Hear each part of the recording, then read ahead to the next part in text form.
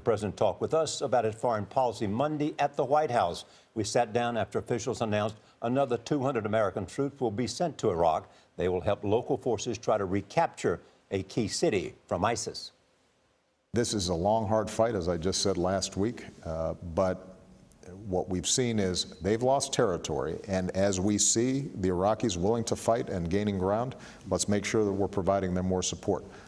We're not doing the fighting ourselves, but when we provide training, when we provide special forces who are backing them up, when we are gaining intelligence, working with the coalitions that we have, what we've seen is that we can continually tighten the noose. My expectation is that by the end of the year, we will have created the conditions whereby Mosul will eventually fall. When you arrived in office, I think one of the early things you said to the CIA director is, I want to get Osama bin Laden. Yeah. And you did. Yeah.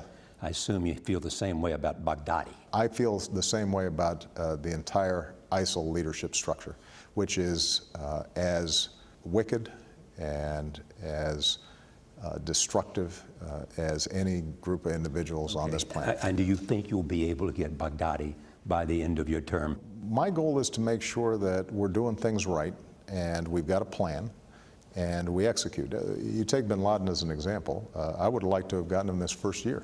Yeah. Well, but you don't have that luxury as president. What you have the ability to do is to put in train all the pieces, intelligence, military, diplomatic, and you just keep on grinding it out. Let me turn to issues that have been in the news recently, which is the 28 pages of the 9/11 report. Have you read it?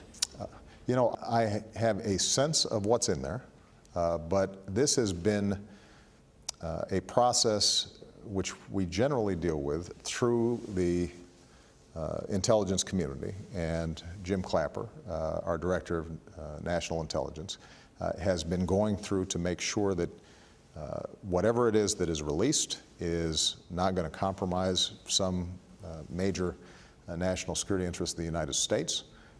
There are just reams of intelligence that are coming through constantly. Some of them are raw and not tested. Some of them are...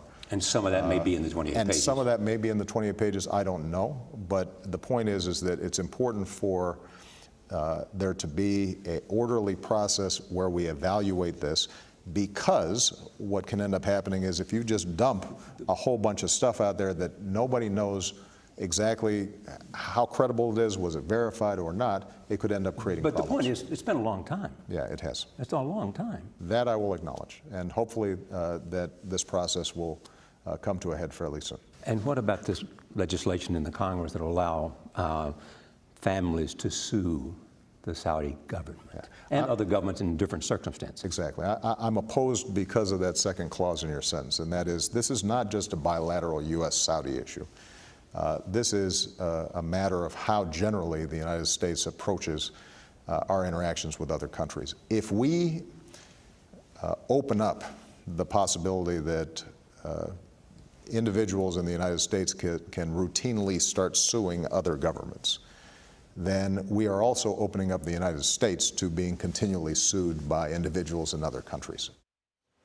Really interesting as the president is embarking on a trip to Saudi Arabia today. Yes, indeed. And we'll meet with the Saudis, and a lot of conversation about that. But the interesting thing, you're talking about the 28 pages, you get a sense, you know, that there's so much talk about it, that something's going to happen soon in terms of releasing that.